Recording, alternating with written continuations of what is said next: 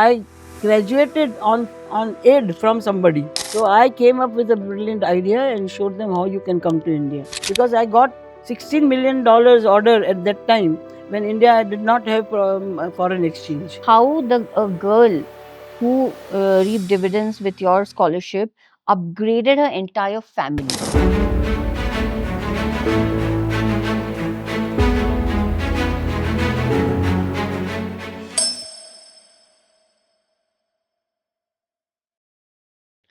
Hello and welcome to another episode of Corporate Citizen Conversations. Today we have an eminent personality in the field of engineering technology and philanthropy.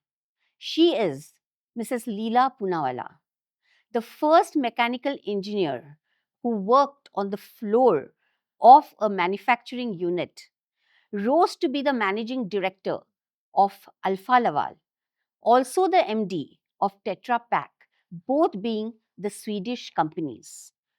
Later, when she was on her way to resign, she did not resign to the fact that she is going to have a post retirement comfortable life. In fact, she got busier by launching the most amazing women's empowerment foundation, which is called the Lila Poonawalla Foundation, that is leading Indian ladies ahead. It is 30 years now, and today 18,000 underprivileged girls have been empowered with education, personality development, and have jobs and in professions which are varied like engineering, pharmacy, nursing. The scholarships that are given by the Lila Poonawalla Foundation include at the school level, undergraduate level, and the postgraduate level. Today, the wings have been spread in Wardha, Nagpur, Hyderabad, Bangalore, and Amravati, besides Pune, which is the launching pad of LPF, as it is known short term. So let us begin conversation with the most dynamic lady, Mrs. Lila Poonawalla. Ma'am, the first question to you is your childhood. You were born in Sindh before the partition. You came after that, you and your family. And could you just tell us that moment, which has been traumatic, which has been a life changer, and how you came and settled in Pune? Thank you for having me at this corporate citizens conversation. I'm very happy to converse with you. Thank you. Coming to your first question itself about coming here before India got independence. Yes, I was a very small child, 3 years old. So, me trying to tell you what I recollect and remember of that is really not feasible because I don't remember much. We only remember whatever our parents told us. And parents means it's my mother because I did not have a father even at that time. He had already died in a train accident. So she was alone bringing us up together with our two grandparents, my grandfather and grandmother. My mother told me when the partition came in, our grandparents packed us up, five children. I had four brothers and me, five of us together with my mother. They packed us up with their other family members to come to India. They thought that they will stay there and try to, save everything that they have, and soon in a year's time we'll come back. That did not happen. We came. My mama tells me that they had put on all the children. They couldn't carry anything with them. They put 6, 8 clothes on us. That's all the clothes that we could bring. Yeah. And we came here in a train and landed up in a refugee camp at Lonavala. Okay. That is how the government had allotted, and there we stayed there for about a year. But before we left the refugee camp, our grandparents also were brought in because they had to vacate their homes, otherwise they would have been killed. And Right. what my grandmother did, which is the most interesting thing, she Mhm. thought she'll come back here. So all the jewelry and gold coins and all that they had, she dug up the center of the room where we were staying Mm. and buried everything there, that we will come back one day and get back all that is Oh there. my God. But that is the end she saw of those things. And that's how we landed up in refugee camp at Lonavala. How did you come to Pune? You did your schooling in Pune, right? We were there for about a year and a half in the camp. That's where when Gandhiji was murdered. That much somehow I somehow remember how many people came with torches to burn our camp because we had come from Pakistan. So they thought that we are Muslims and we are the one. But at that time it was told the Muslims had killed Gandhiji. But then all our people from I remember they took some white clothes that they had and put it out saying that we are Hindus, we are Hindus, we are not. And that's how we got saved there. And then we came here to Pune because my grandmother's brothers, they had moved to Pune and they said that okay, this is a nice place to come. It's not very expensive. You come here because we had only 80 rupees as allowance for the whole year. 40 rupees we were getting as refugee allowance and 40 rupees as my father's insurance. So with that 80 rupees, 8 members we came to Pune.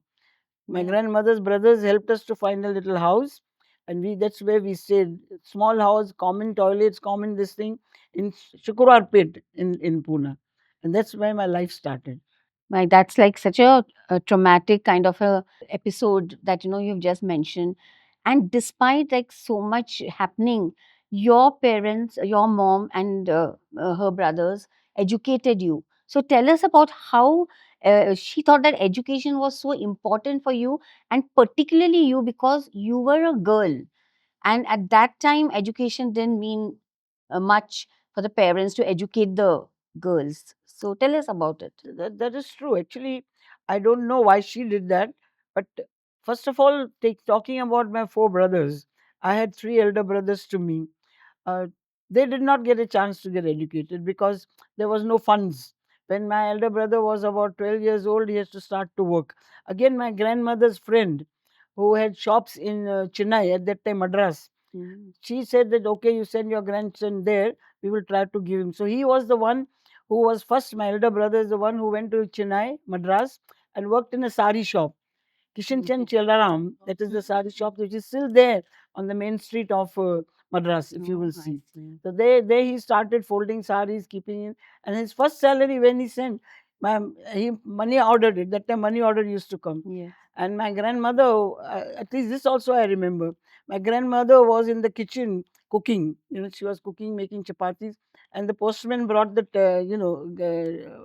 money order, and she got the money order. She was so happy that somebody in a house started to work. Right. She died. She got a heart attack. Oh my Oh God. my. So, in which school did you go, and your I entire education? I started my school in a municipality school Okay. in Mahatma Phule. Near Phule Mandai, Mandai. there was a small municipal school. Mhm. That's where I started, and we had to sit on the floor. We had slates. This also I remember very well. And our fee was that one big paisa used to get. That Mhm. paisa was the fee that we had to pay. So Mhm. I studied there for about 3-4 years. Huh. And that's how Mala Marathi Sara Bola Liye Okay. because they taught us only in Marathi. Marathi. Mhm. But then my mother realized that this is not going to be good. So somehow she managed to find this Mount Carmel, which was a Convent school. yeah, convent school. Fees were very little, about 3 rupees or 4 rupees. Some fees were there. So she sent me to that school, and I think she must have believed that it's good to educate the girl because what will she do when something situation comes to her like she had? She lost her husband, 4, 5 children to bring up, in-laws to look after. How could she do it? Yes. She was making papads, she was making pickles, and we as children remember picking those papads and drying them on the terrace. And we always used to have competition. How many papads you dried? How many you dried?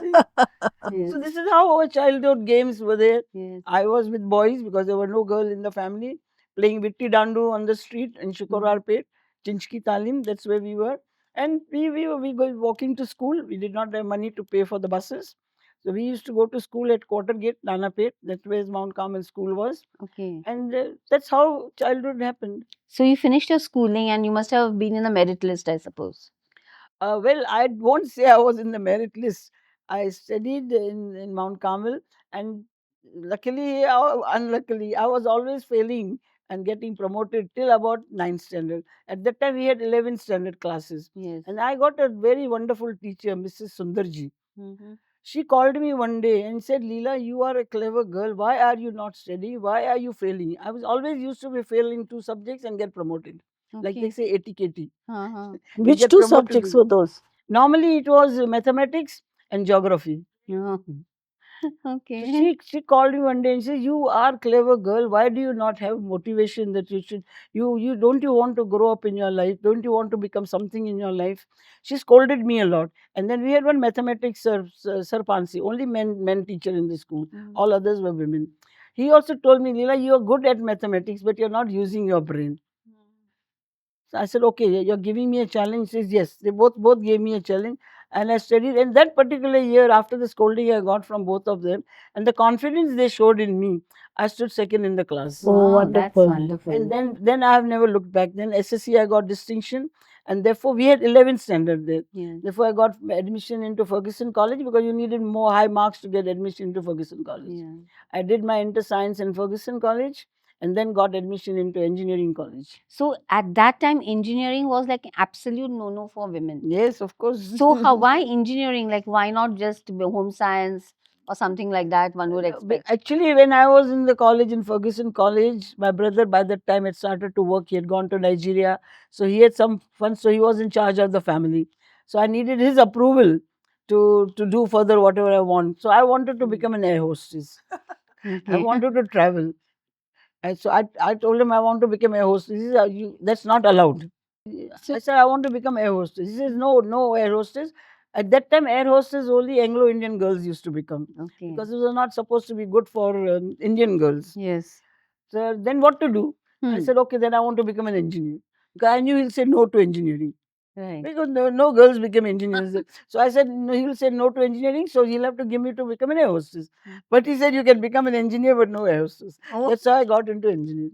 So when you took admission in College of Engineering, Pune, what was the response from the authorities? Authorities, there were already a few girls in the college, but not mechanical. Okay. It was electrical and civil. Right. They were electrical civil, and it so happened that another girl, Vasanta Ramaswamy, she also wanted to become a mechanical engineer. So we two of us joined hands and went. They gave us admission. There was no problem getting admission in the college. Right. How many boys were there in that class? About 80 plus. Oh, and you were just two girls. Two girls.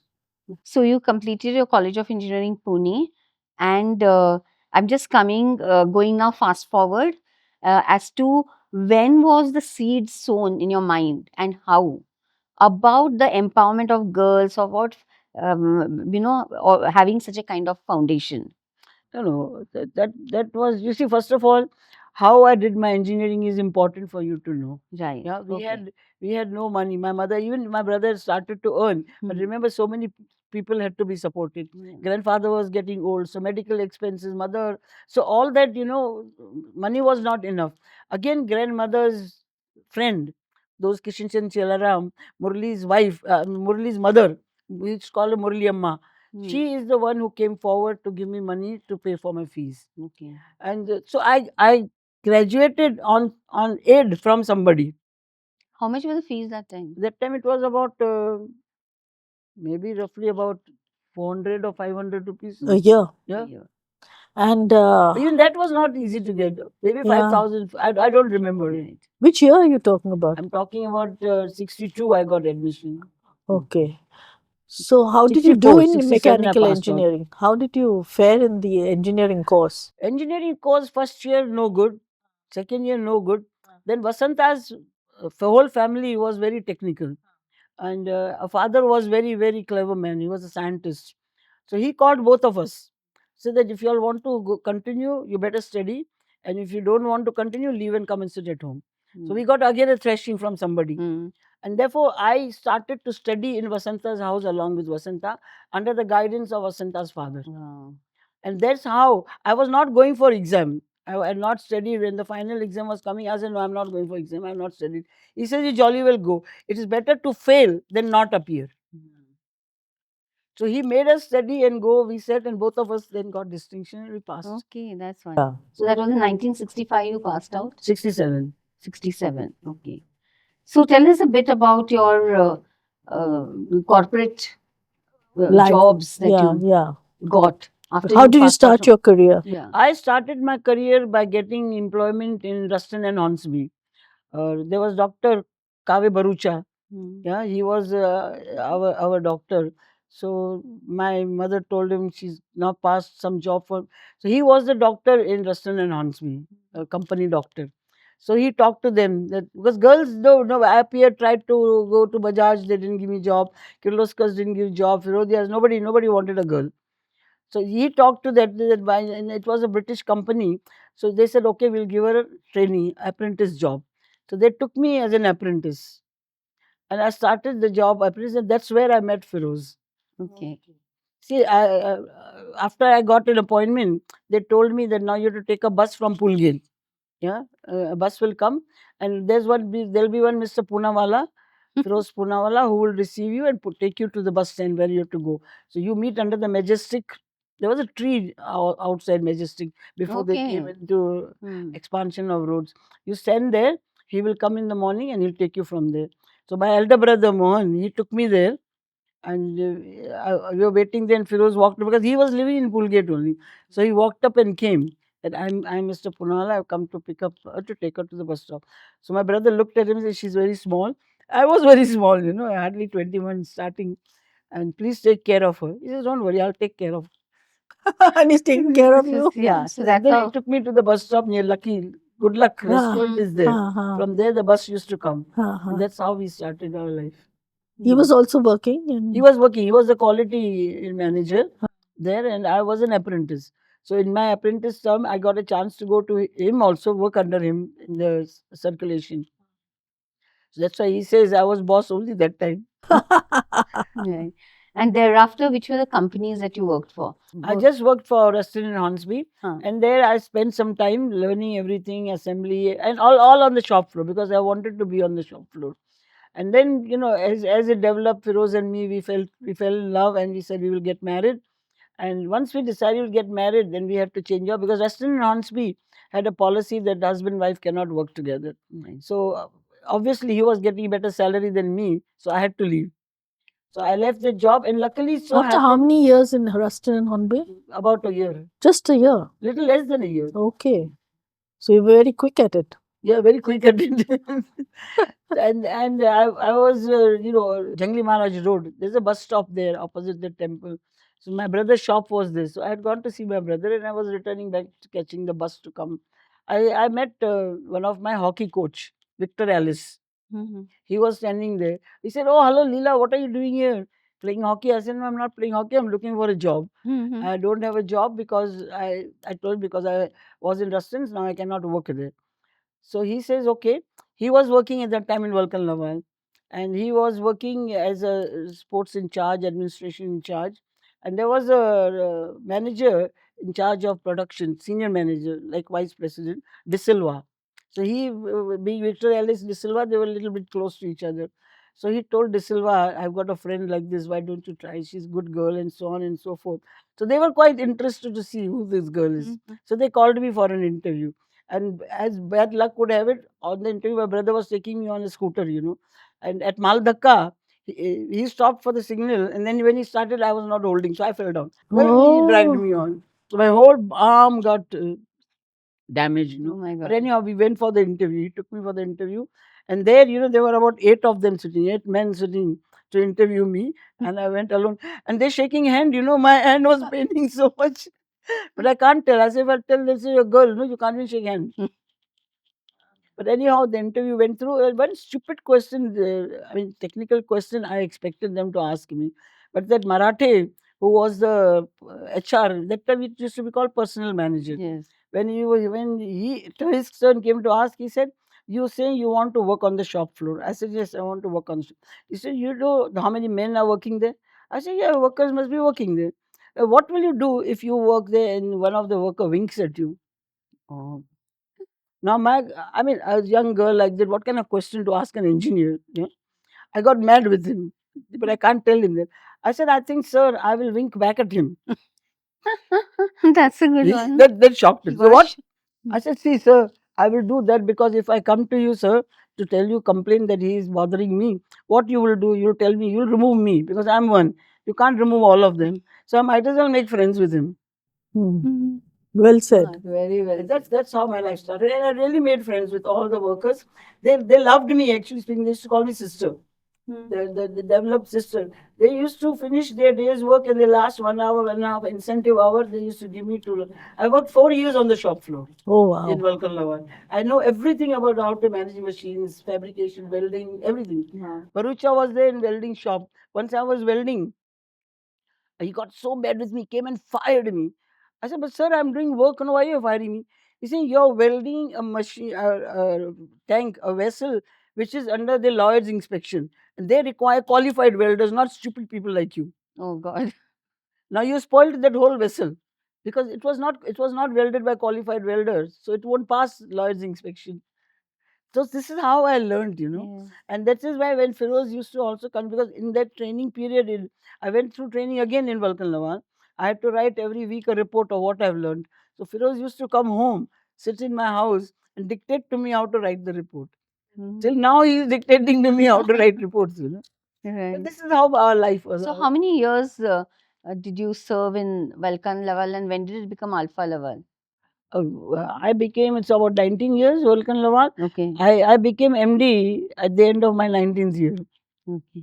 I By the time, 68 I joined, because 1 year I finished in Alpha in Ruston. yeah. 68 I joined Vulcan Laval as an apprentice, and in 86 I became the MD. Coming back to your corporate career, so after Alpha Laval, you went to Tetra Pak, right? No, I didn't go to Tetra Pak. Hmm. I was in Vulcan Laval, converted into to Alpha Alpha Laval, Laval, yeah. and then we continued there till Tetra Pak acquired Alpha Laval. I And when they see. acquired Alpha Laval, they wanted to come to India. They did not know how to come to India because government was not allowing. They wanted 100% because they are a family-owned company. Okay. They did not know how to come to India because there was no way 100% can be given. Yeah. So I came up with a brilliant idea and showed them how you can come to India. I said, we set up a new company called Aseptic Packaging, because Dr. Kurian would not allow Tetra Pak to come in. He had a collaboration with Tetra Pak 50-50. But they did not want to continue. They didn't want to modernize the technology because they didn't want to give it to. Dr. Kurian of Amul. Yeah, yeah. Okay. NDDB, National Dairy Development Board. Therefore, I said, let's come. We set up a new company. 51%. That time, the government was allowing any company, foreign company, to set up with 76% ownership. I said, we set up a new company not called Tetra Pak. We set up a company called Aseptic Packaging. 24% from Alpha Laval. Now, Alpha Laval, they had acquired. So, in that also, they had acquired because not full percent, they couldn't get full. They had 76% in that.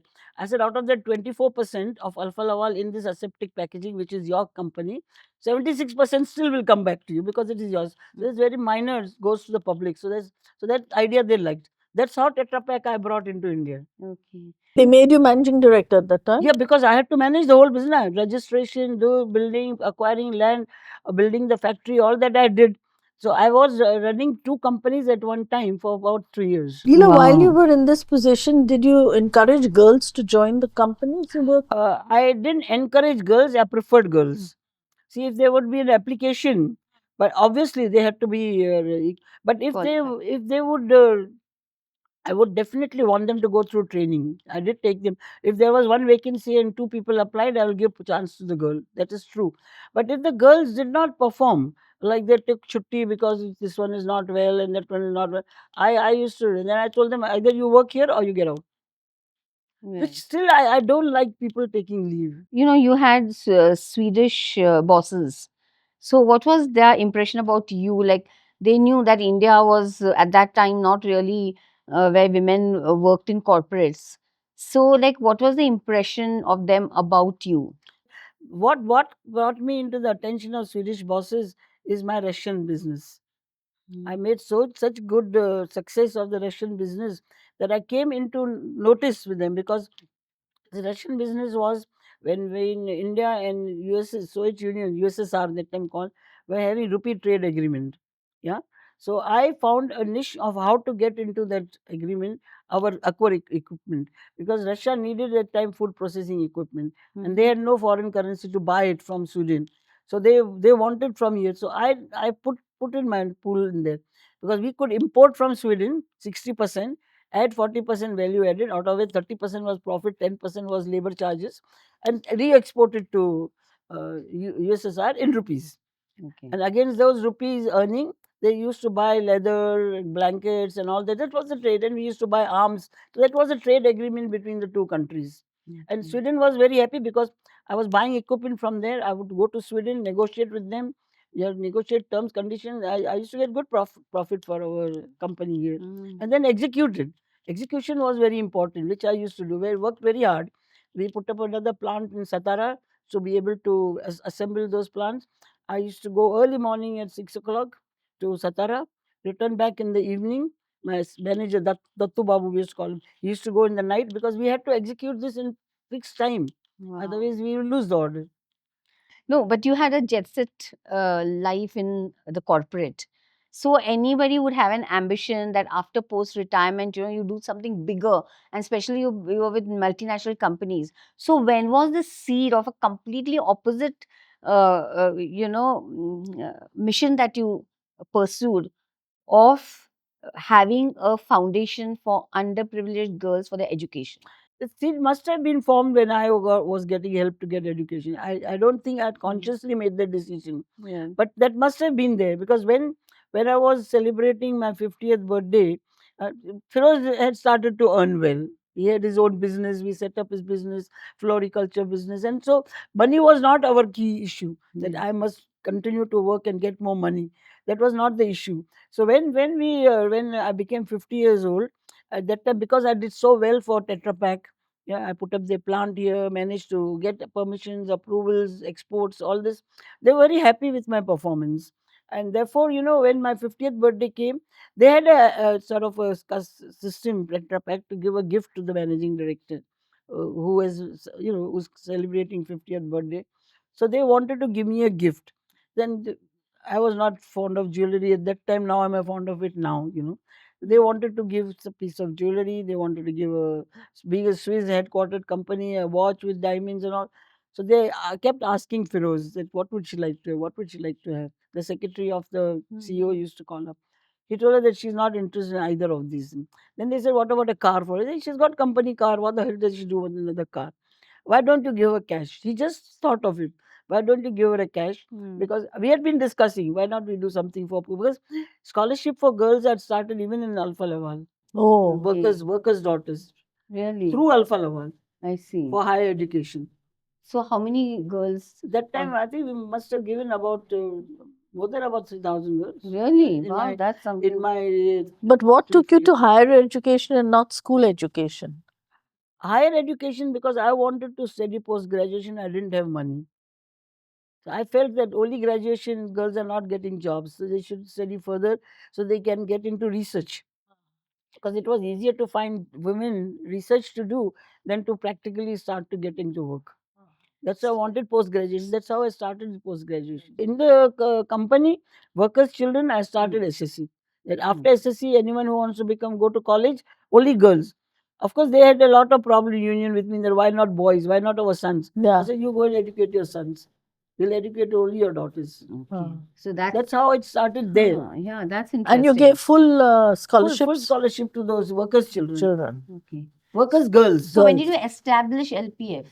That is when I'm saying, when my birthday Yeah. came, ultimately, Feroz convinced them to give me cash. And that's how they celebrate my birthday in Switzerland and gave me, I've got that parchment you've seen in the office, parchment paper, giving me 100,000 Swiss francs that, okay, let us start education for girls. So that was in which year? That was in 95, they gave me, 94 was my birthday. 95, they gave me the check, and then I took about a year or so to get it registered, get FCRA, because I had to get foreign currency. At that time also FCRA was there.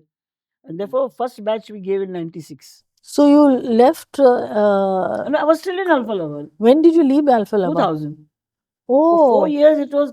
So 4 years I you were used to doing run- both things? Yes, I used to run the office of foundation from my White House. Okay. Yes. We had all our interviews we had in White House. We had training programs for 4 years in White House. We used to have that lawn. We used to have there. We used to have training programs. tea parties, all that we started in White House. Okay, so You you overlapped for 6 years. 4 years. 94 years. you started or 96? 94 my birthday celebrated. Huh. 95 I got the money from them. And I started 96 you this is started. 96 first batch. right. So, what were the initial challenges that you faced?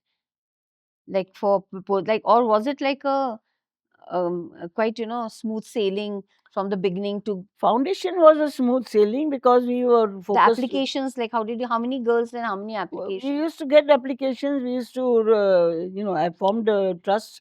I Mhm. found the first trustees, all from the education sector. I found Maya was the only one, but she also was qualified, highly qualified. Maya, Elizabeth, Shehnaz Adibam, and Frenny. These were the 4 trustees, and Okay. all were from education field. Okay. And Feroz and Date. Date was from Alfa Laval, and he was working in Alfa Laval, yet working for my foundation also. He helped me to set up the foundation because all the paperwork and all that, since he was from that department, he could help me to do all that. And he was with me for about 10 years, Okay. helping me to set up systems and especially financial systems. Give us a whole perspective overview of the last 30 years. You're in your 30th year now. So, how did the scholarships change or expand to graduation, schools, and the whole system, the personality development? Like, how did it become a comprehensive scholarship? It's evolved. I would say it evolved with So the just give us the journey. inputs from a real. Like we started off first with the 20 girls, yeah, sending 5 girls overseas, 15 girls locally, and slowly over the girls would apply it. Got to know. We used to advertise in the newspaper. We got applications. Second year, little more girls applied. Third year, but money was only our own. Yeah. This was one money that was given by the Company. Tetra Pak Rousing family. Then I got retired. My superannuation came. My one thing good is that I said I decided I will not work anywhere more. But I still had remember I retired at about 56. 56. So I had good 10 years more to work if I wanted to. So, but the company did not want me to work for anybody else. So they made me sign a non-competitive clause that you will not work with any I competitor. see. And for that, they gave me a big settlement. Okay. And for that, they gave me a big settlement. So I put that money also into this. And that's how the funding started off. Who was your first donor? The Rousing. Okay. So tell us a bit about your major And international. then outside donor first was Symantec. Okay. Symantec was a company in USA. Then I made a small website, our Lila Poonawalla Foundation website, and we put it on that. So they saw that website in United States. And I got a Okay. call from Global Giving there. There was Global Giving, like you have IDRF, it's a social organization. So they called me up that there is a donor who wants to support education in India, but they want technical education. So, Okay. are you willing to start some technical education? Mhm. That was cementing company giving money to Global Giving to find a partner with whom they could work in India. Which year was that when they first your first donor? 2009. That is when I engineering started because I was not doing engineering before. Till Okay. 2008, it was only post graduation. Okay. 2009, if you will see, we took the first batch of engineering of about 20 girls. They gave me about 9 girls, and balance I put my That was postgraduate or undergraduate? undergraduate, Undergraduate. undergraduation engineering. Okay. That's how it started. That's how engineering started. And then 2010 we continued. That's when, because Tetra Pak had made good this thing with Professor Groskop. He was on the Akia Foundation. So I approached him. He says, "No, you'll have to talk to Per Higgins because he's the managing director. You talk to him because they're not very keen on education in India. They were working with farmers and all that type of women working, small children, that type of." So I met Per Higgins in UK. He helped me to fix an appointment, and I persuaded him for post graduation. At that time, I was only keen on post graduation. So lot of persuasion. Then they came here. They visited our office in. We were on Dange Chowk.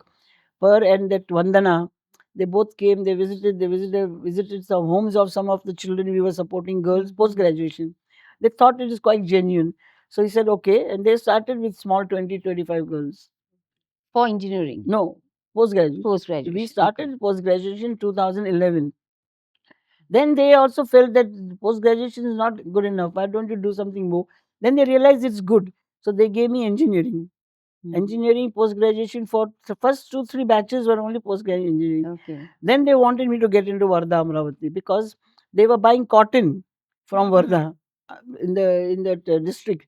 And there was that time a lot of droughts in that area, Yeah. Vidarbha. Many suicides, farmers Yes, suicides. yes. They said that we are buying cotton from these farmers. They are committing suicide. Why don't you educate their girls? Oh, I I said, you see. give me money, I will do it. He says, decide where you will work. Then I appointed a consultant. We did Yotmal, Akola, then Buldana, Varda, Amravati. These 5 districts we studied and keyed Okay. in on Varda and Amravati. I see. And then Nagpur we added on because it was very close to Varda and there were very good colleges in Nagpur. So, how many girls have you given scholarship in those areas? Plenty. There also we must have given now more than about 6,000 girls. And till now, in post graduation, how many have you given? Post graduation, about 8,000. Okay.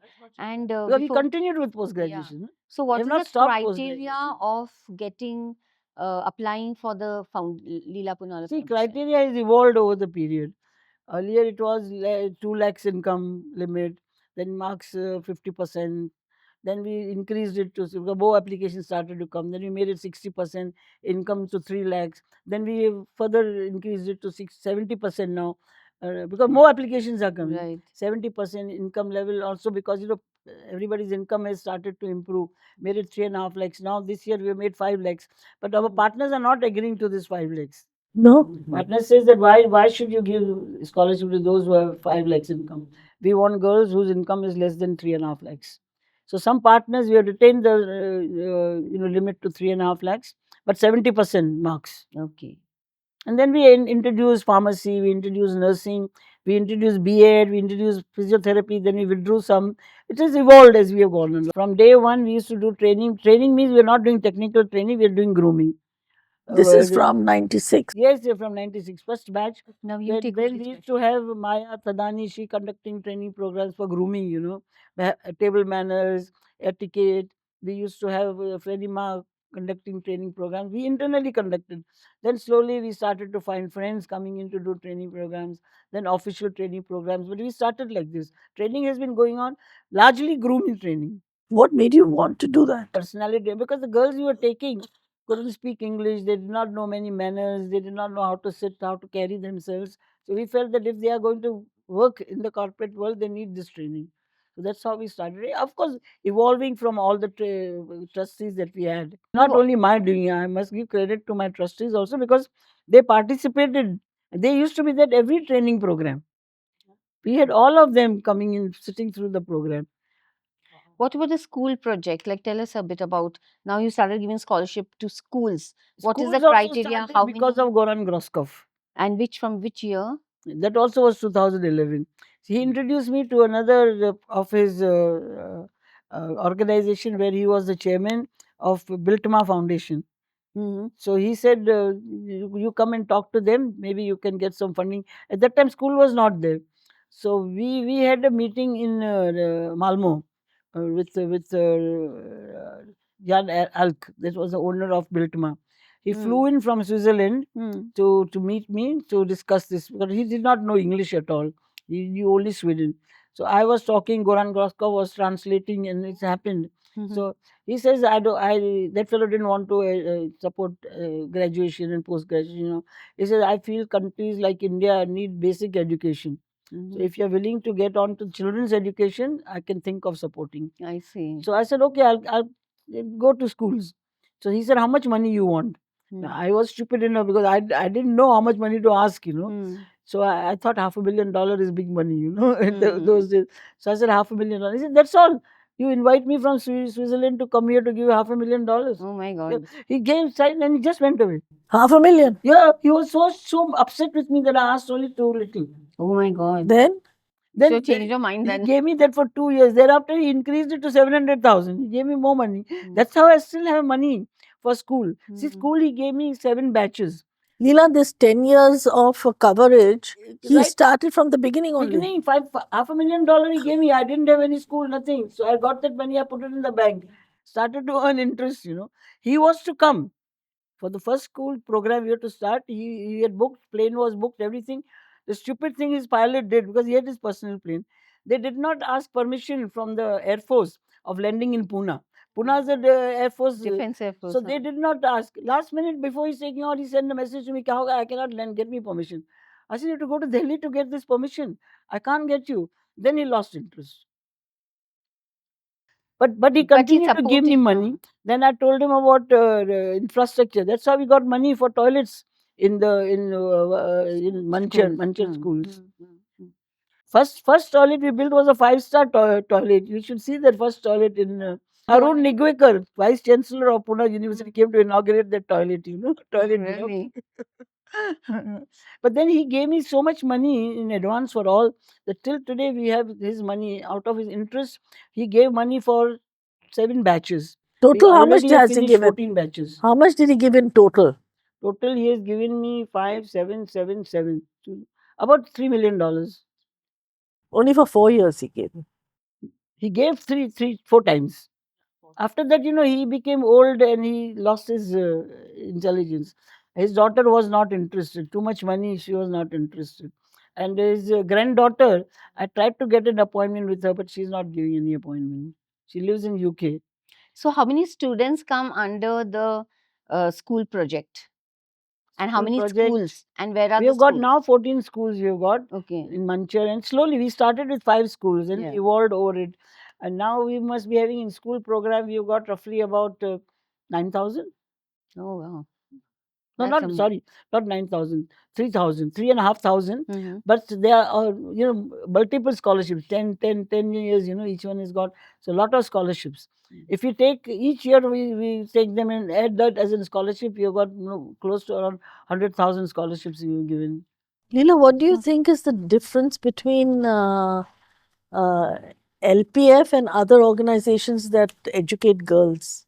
LPF and I personally feel is the atmosphere built of being a family. It's not about giving a scholarship and money given.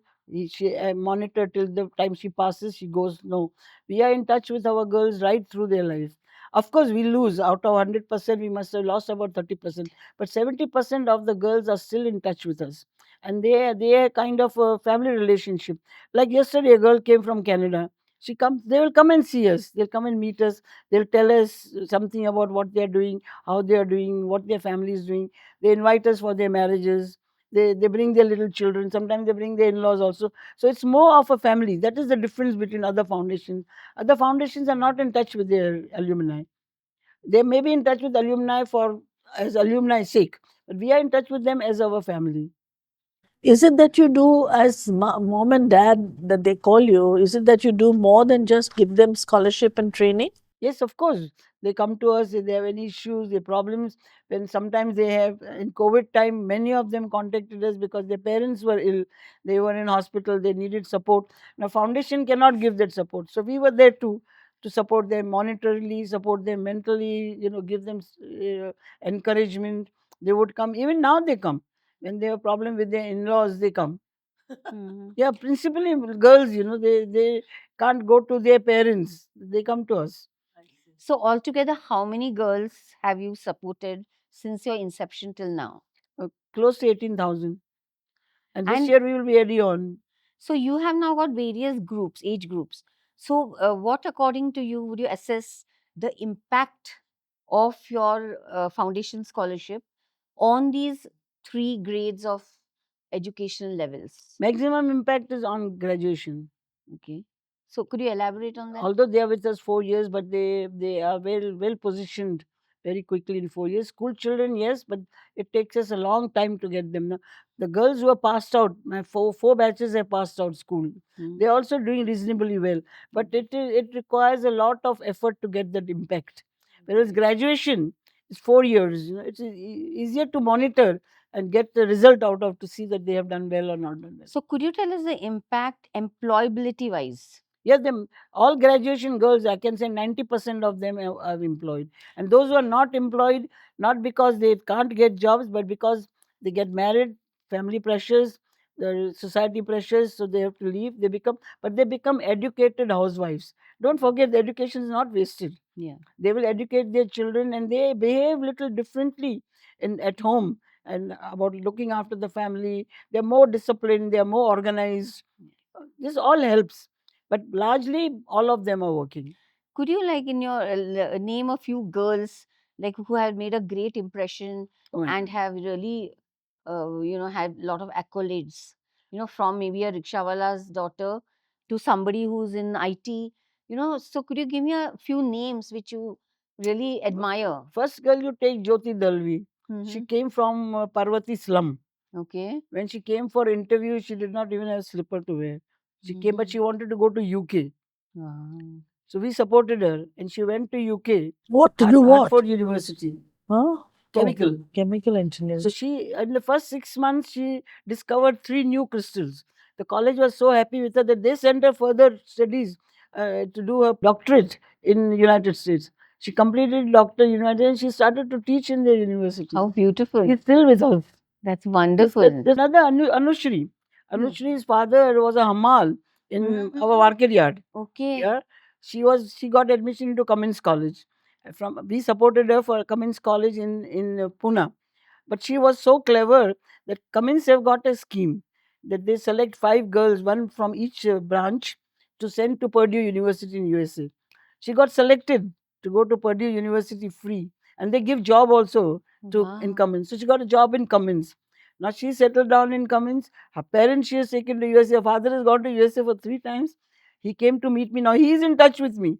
She made him give up the job, sent him back to his hometown in where you are, Tirupati, down south. Okay. Yeah. So he sends me sunrise messages, photographs, everything. But she's bought a house there. She's got a bungalow, and now she's getting married to a Mexican guy. Nice. Give me a couple of examples of how the a girl who reaped dividends with your scholarship upgraded her entire family. You take Chandrika. Hmm. She came living in a chawl. She has upgraded the family. They bought the house for them. Both, not only her mother, parents, but her in-laws also.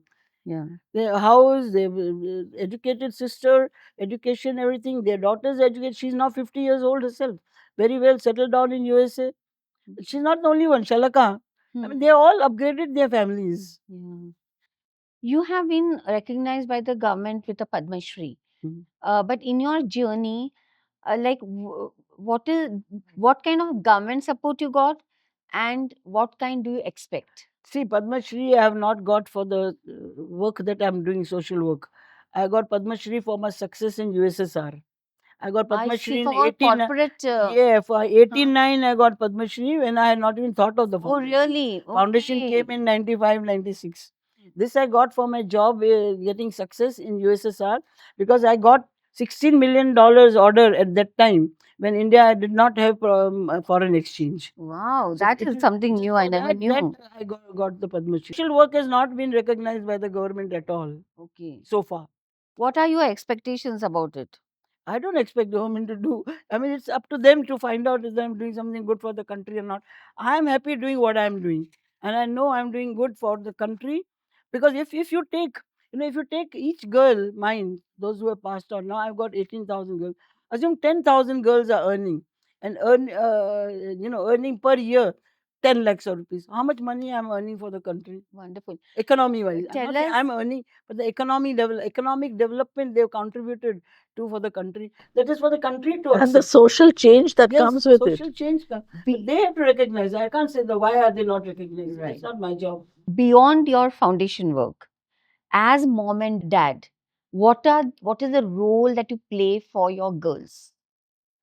Like as a counselor, some emotional, like what is it? Emotional support, Hmm. joyful support, encouraging, motivation, someone to come and talk to. Like you, what do parents play a role? They're there whenever you need some support. You want to talk to somebody. You want, even to share your joy, you need somebody. So they Yes. are there with us. They come whenever they feel it's time to. Yesterday, I told the girl came. She brought for me a nutcracker. So what is a nutcracker? She say, "Mom, Christmas is coming. Nutcracker, it's a man standing like that, and you press it. You can break nuts. Mom, you break some nuts." These sharing these small moments of Yes. joy and happiness. Yes, yes, absolutely. You have also been, doing philanthropy through during the COVID crisis, providing food grain and to the families. So like, so you are like a kind of a god mother to all of them. Do you feel you get the returns, and what joy does it give you, or is it a one side traffic? No, I don't know whether it's one side traffic or not, but food grain part of it, principally, I would say it was the Mr. Punawalla's initiative. Right. He did that initiative because he felt that the children are not getting enough food. I was afraid when he was going out there in the COVID time, going to slums and going there, but he didn't feel anything. He felt that no, I need to support these children. I need to support their families. So he would go there to the slums. That time people not allowed. He took permission from the police. Police inspector used to go along with him in a jeep, Mm. and they used to go to distribute food, which he continues to do. Somehow he finds joy in giving something concrete. Mm. I find joy in giving education, not that he doesn't, but these type of things he just wants to give. Now, I mean, Yeah. COVID is over, but he It's still still, gives food grains. He yeah. gives still gives food grains to many poor children. Leela, as the foundation grows and generations change over time, how do you wish to ensure that you said the core value is family value? How do you visualize that to continue into the future? Yeah, it's a big challenge. It's a big challenge. I hope I'm trying to see if any of our senior uh, Lila fellows who are now past 50 years, they have got their children, they're getting their children married, will realize the value and the joy of being playing such a role. I have not yet identified anybody, but we that's our desire. That how could we do that? Because you see, until unless someone is emotionally in contact with this particular Yes. action or particular goal that we are setting up, you cannot deliver. Right. So it's not so easy to find out, but let's hope. Yes. So the last question is that when you think of your legacy, do you see it as an institution and of philosophy, or being a network of women changing the world in their own ways? What do you like the perception of your legacy? My perception is that it should be continued as support to the women's system. Because I mean, we may all say that women have got all the freedom and all that, but I still feel that women need support. Well, Some of them have outshone, but women who have outshone should realize that somebody has contributed to them to become good, and they should give back. It's not happening. All the women who on are grassy level. succeeding not Yeah. necessarily feel that they should also do something for this. I would like this to be developed through my girls who are successful girls, and having been successful, they want others to succeed, and You succeed not only by giving them money to succeed, but emotionally getting involved with them. you know, giving back to society is still not very popular in India, unlike, if you say in USA. So, what is a message you would like to give to people who you would want to, not you would want to, but who, as a society, should support the cause of bringing up girls to be educated? What is the message you would like to give? Message is saying that please learn to share, because if you give away a part of what you have, it's not going to make you any poorer, it will make you richer. Richer doesn't maybe not in physical terms, but richer in your thought process, richer in your attitude, richer in your joy, the feel, the you have to feel the joy of giving. You Yes. can't be told that, oh, you give and you'll feel happy. You have to give and feel happy yourself, Yeah. and that will come only if you genuinely want to help somebody. If you have to, it's not going to be. If you want to, you'll find the joy. Leela, when we go to other donors, for example, Infosys Foundation, they're giving direct scholarships of large amounts to girls, and they're also at the very top end of college education. Their one problem always is that our girls don't find jobs, you know. Is that our experience? No, our girls find jobs. Of course, sometimes they need help, so we have a placement cell. But girls do find jobs. It's not correct for them to say no. I mean, you look at our last issue, our newsletter. There are about 200 girls who got jobs in one quarter. So it's not that they don't get job. They are not tracking what is happening to the girls. Right. Those organizations, they are giving scholarship. They are giving. Remember, they are principally giving by professional people who are employed by the organization. Here we are personally involved, so we track, we find out why she's not getting a job. Can we help her in one way or the other? Can we try to connect some with But somebody what in are the the elements of our program that makes the difference, that helps them get jobs, and they get it in very good companies? If you Yes, look at that, yeah. training, skill development, not by just giving programs, but skill development, tracking it, and combining that with personality development. You need to develop a person culturally also, not just technically. So therefore, we give a lot of inputs in the personality development programs also, in healthcare also. We are focused on. In a year we do around 300-500 programs for the children. This is very important. Just giving scholarship is not enough. Thank you so much, You're welcome. Mrs. Lila Poonawalla. It was a wonderful conversation. It was very inspiring, and it gave an insight into how to go beyond selfishness, beyond just having your family, your children, and then having this entire family of 18,000 girls who have now stood on their own feet and become big professionals in different areas, in different sectors, and across the world. And it's all because of this one lady, a very prominent corporate professional, who put that aside at some point of time in her life and has completely switched over to her passion of giving education to the underprivileged girls. And I think this is one of the biggest stories of India, wherein a woman's determination has helped so many birds to fly, and so successfully.